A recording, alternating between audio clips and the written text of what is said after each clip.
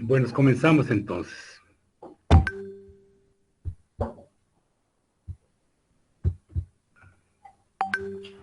Amalinalco es una voz náhuatl que deriva de at, agua, y malinali, hierba, y co, lugar. Significa lugar de hierba de agua.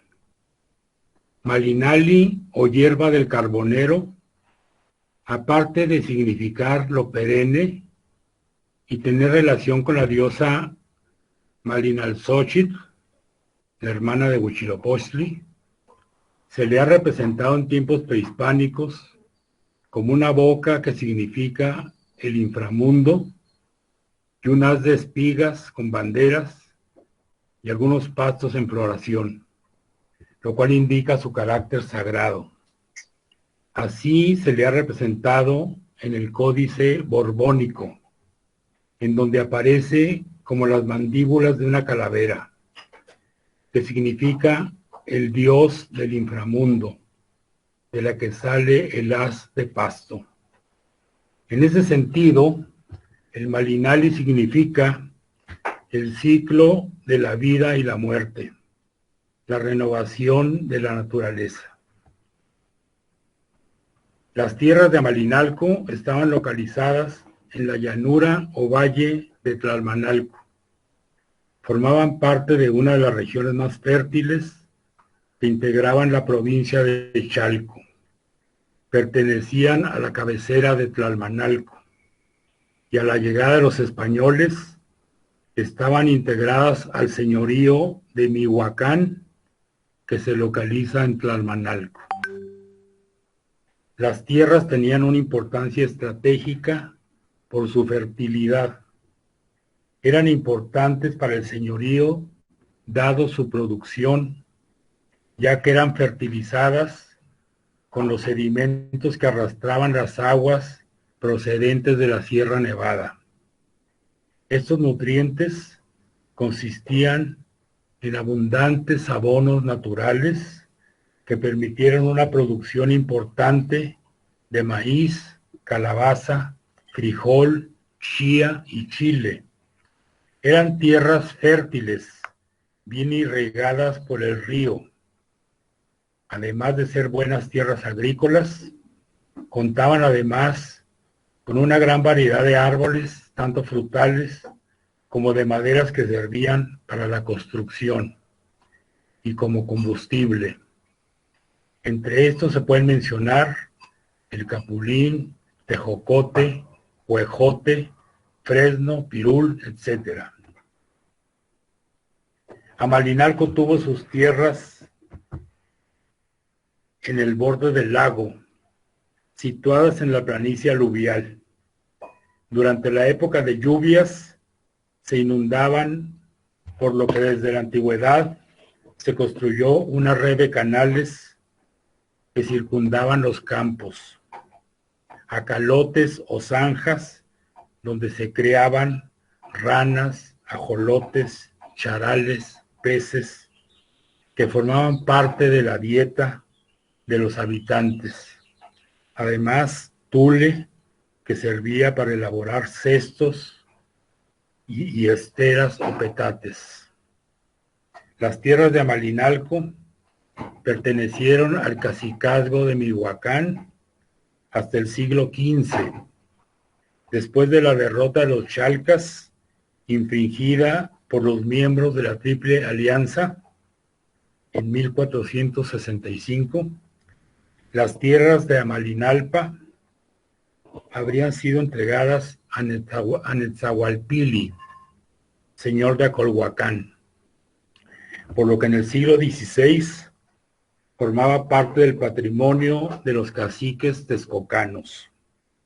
Este dato deben guardarlo en la memoria porque cuando hablemos de la capilla de San Lucas, va a aparecer la relevancia de que este lugar haya pertenecido a los señores texcocanos. Las tierras de Amalinalpa estaban divididas en dos grandes secciones que se denominaban Amalinalpa y Zacamoltetelco o Cacamoltetelco. Desde los primeros años en que se fundó Amalinalco, los habitantes tuvieron que luchar permanentemente contra los caciques de Tlalmanalco y las autoridades virreinales para que se reconocieran sus derechos. Uno de los movimientos más importantes fue el levantamiento indígena que tuvo lugar a mediados del siglo XVI, debido a exagerados tributos que se les exigían. Las autoridades de San Lucas, encabezadas por Mateo Izhuacóatl, Martín Atecpanécar y Miguel de San Gregorio, alentaron a los habitantes a levantarse contra don José de Castañeda y se negaron a pagar el tributo y trabajar en sus tierras. Argumentaban que el pueblo era antiguo y tenía derechos, por lo cual no tenían la obligación de enviar los tributos al cacique. Como para ese momento todavía no se creaba el juzgado de indios, que fue el encargado de llevar las causas de los naturales ante la Real Audiencia, nombraron como su abogado a Gaspar de Salamanca, vecino de Chalco, quien se encargó de llevar el pleito.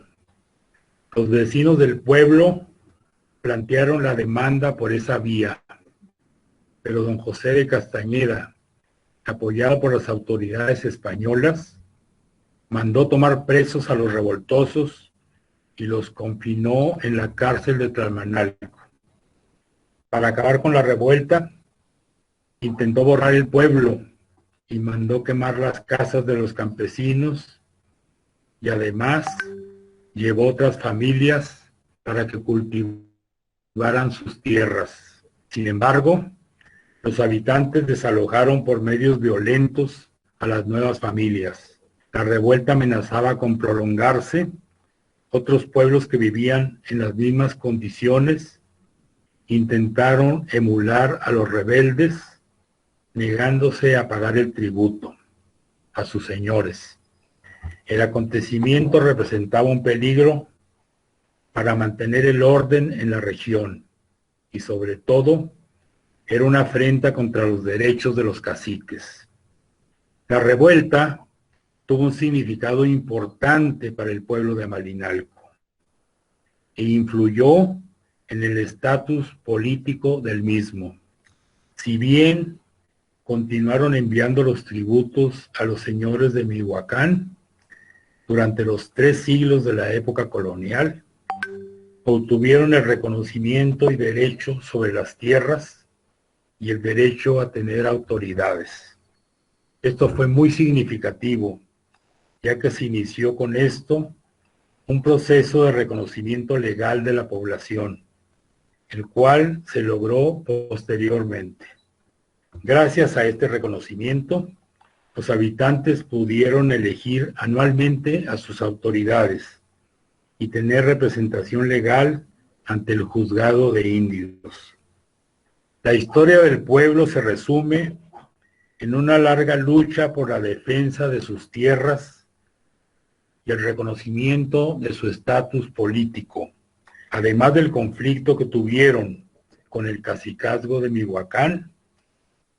Tuvieron que hacer frente a los labradores españoles que desde los primeros años intentaron usurpar sus tierras.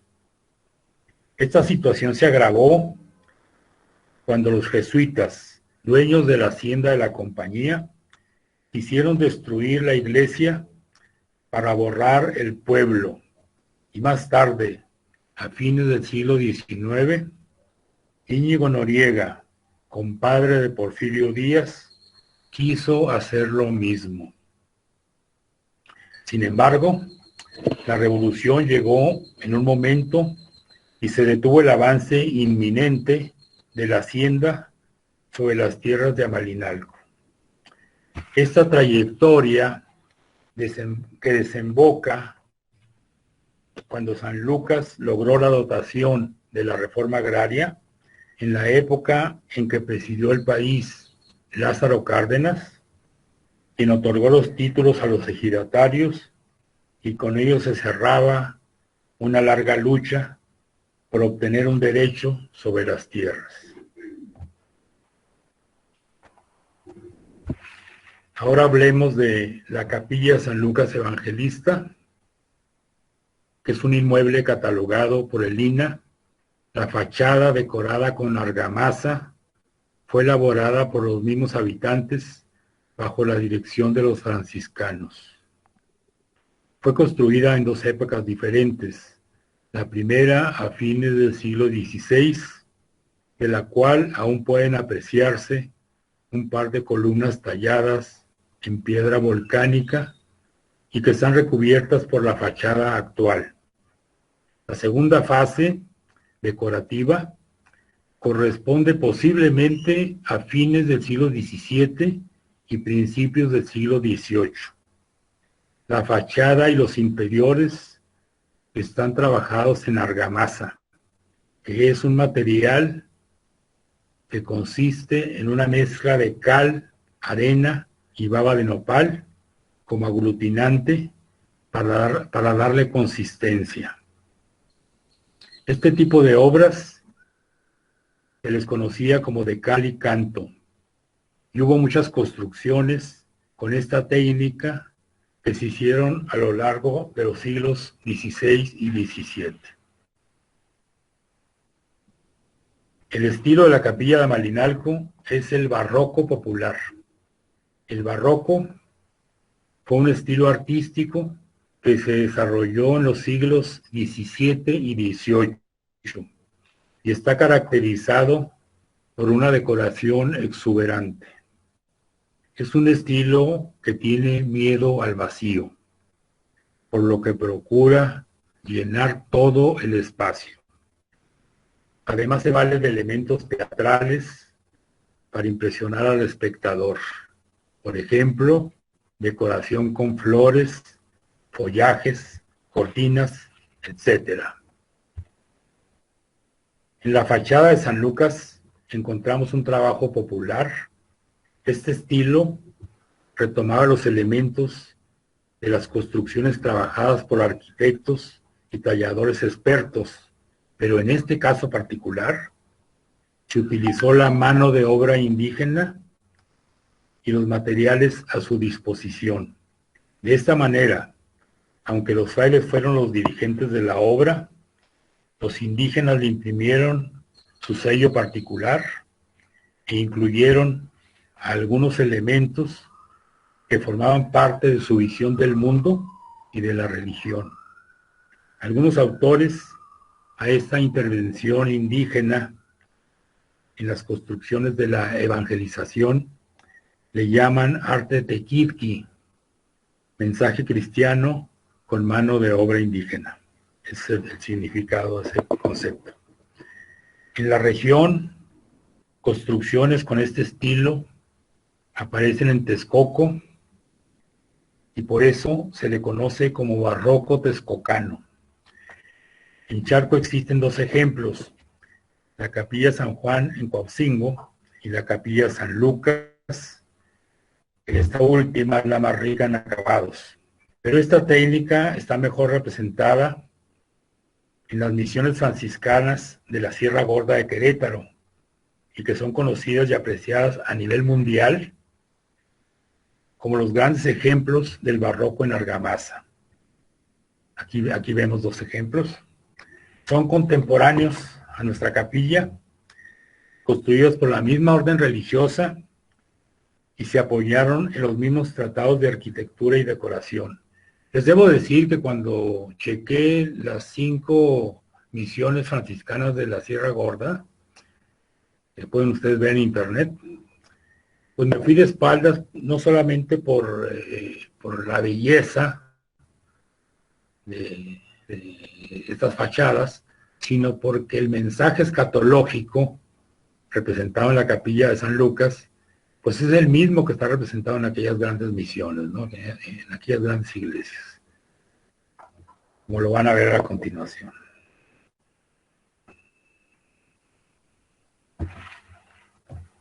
La relevancia del trabajo en argamasa de Amalinalco En principio, pues su antigüedad, ¿no? Y que es un caso único en la región. En segundo lugar, su probable relación íntima con las construcciones de la Sierra Gorda.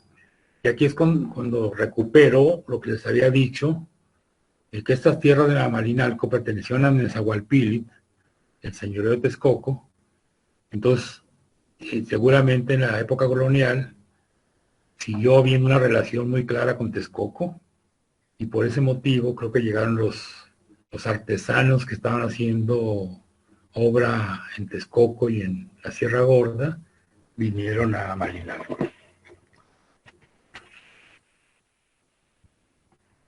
El significado de la fachada, según el doctor Jalpa, es que en el segundo cuerpo está plasmado el triunfo de la fe y los dones que recibe el buen cristiano.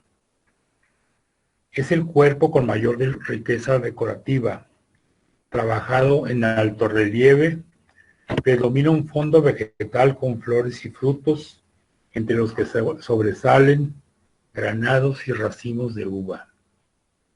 La exuberante vegetación alude al jardín y simboliza el paraíso. Las granadas son el símbolo de la comunidad cristiana. Cada grano representa un feligrés y la envoltura representa a la iglesia que los protege.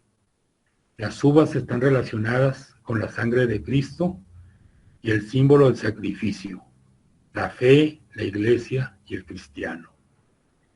En el plano principal está la ventana u ojo de buey, trabajada en forma mixtilínea, con 3 niveles que simbolizan la iglesia purgante, la iglesia militante y la iglesia triunfante.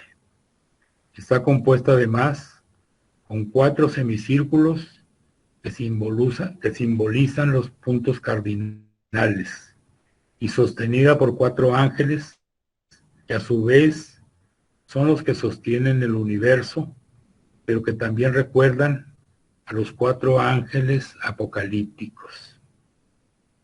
La ventana coral permite el acceso de la luz y alude a la fe que entra en la casa de Dios y la ilumina.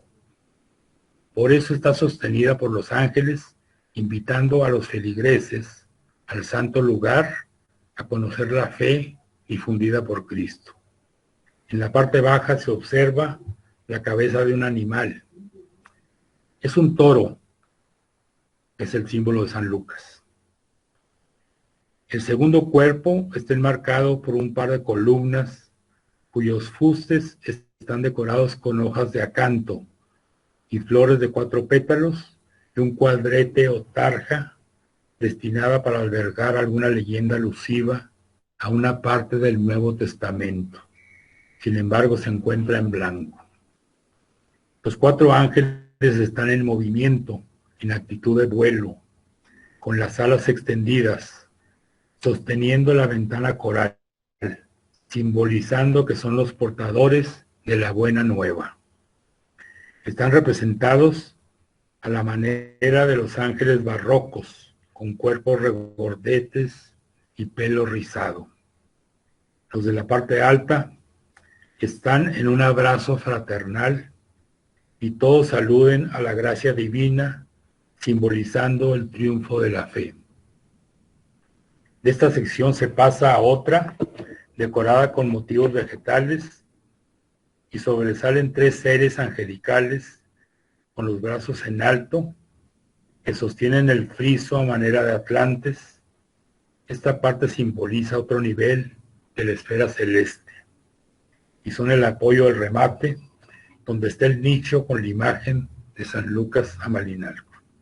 San Lucas Evangelista, perdón. Respecto al remate, este está enmarcado por un par de ángeles muy deteriorados. A los lados, en unas pequeñas pilastras, se encuentran unas serpientes con cabeza humana portando una corona. Al interior del nicho, la figura de San Lucas está sentada en su trono o silla a la manera medieval. y en la parte inferior una sirena con los brazos en actitud sensual, mientras que a un lado está el toro, un toro. San Lucas lleva un libro en señal de haber escrito el Evangelio.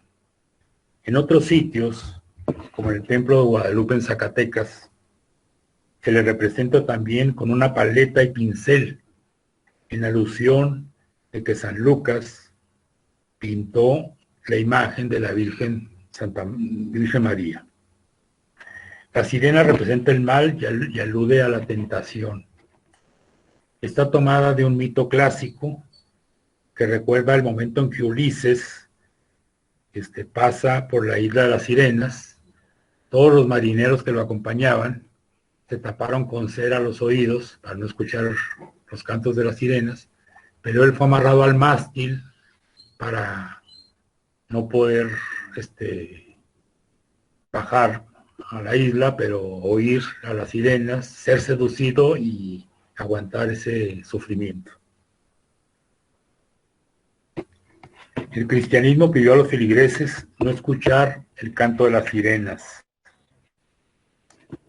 Los franciscanos también se valieron de las serpientes que simbolizan el mal.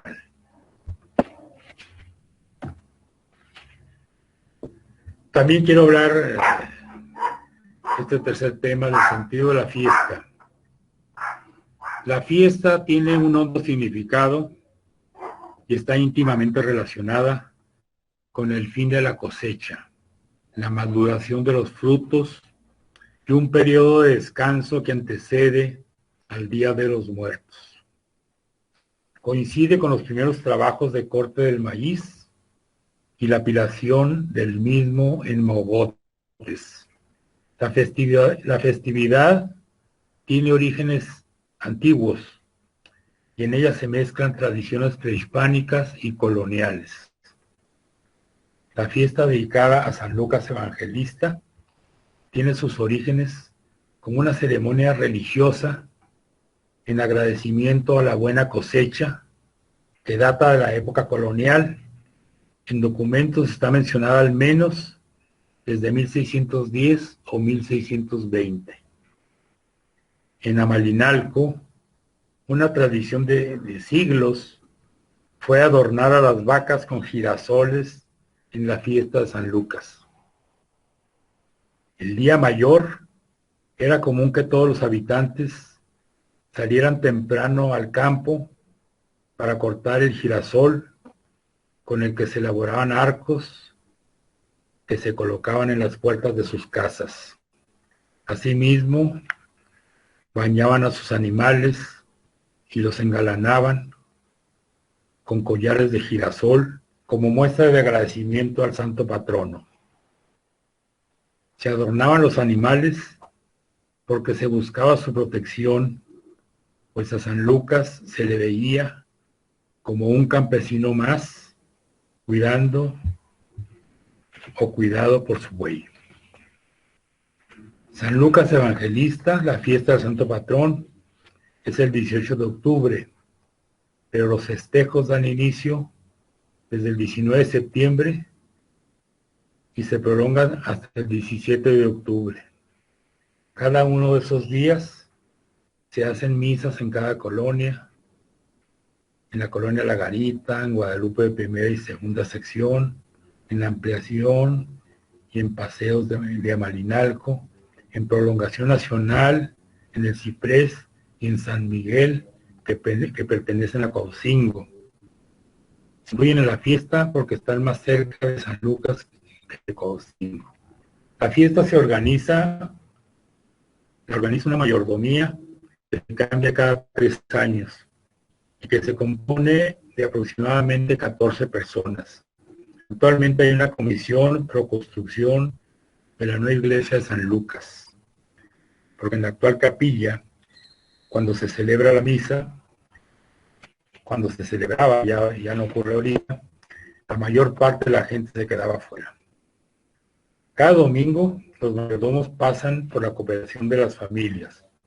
La fiesta incluye bautizos, primeras comuniones, bodas colectivas, corrida de toros, baile, castillo y juegos pirotécnicos. caravana artística y chinelos. El grupo local de chinelos invita a varias poblaciones que envían a sus comparsas de chinelos. Después de la misa, se hace la procesión por las calles del pueblo con la imagen principal de San Lucas, que es llevado en andas y cubierto con un palio. La otra gran festividad es el acostumbrado Festival para Muertos. Salen las marotas en procesión, acompañados con banda, recorren todas las calles del pueblo. En las casas se coloca la ofrenda 1 y 2 de noviembre, y el día 2 las familias hacen una reunión en la noche y baile cerca del panteón. Los niños salen a pedir su cabito. Bueno, todo esto antes del coronavirus, ¿verdad? Quisiera concluir esta presentación con mi homenaje personal al doctor Tomás Jalpa Flores, que es un habitante de San Lucas de Martinalco. Es un doctor en historia, un hombre que ha dedicado gran parte de su vida a estudiar la región de Chalco y quien mejor comprende el significado iconológico de la capilla y la trascendencia histórica del pueblo. Lo dicho aquí, de la rebelión de 1568 y el significado de la capilla es de la autoría del doctor Jalpa. Yo hice una entrevista hace tiempo y me comunicó todo eso. Tomás Jalpa Flores es doctor en historia, autor de los libros Tierra y Sociedad, la apropiación del suelo en la región de Chalco durante los siglos XV, XVII, y la sociedad indígena en la región de Chalco durante los siglos XVI y XVII.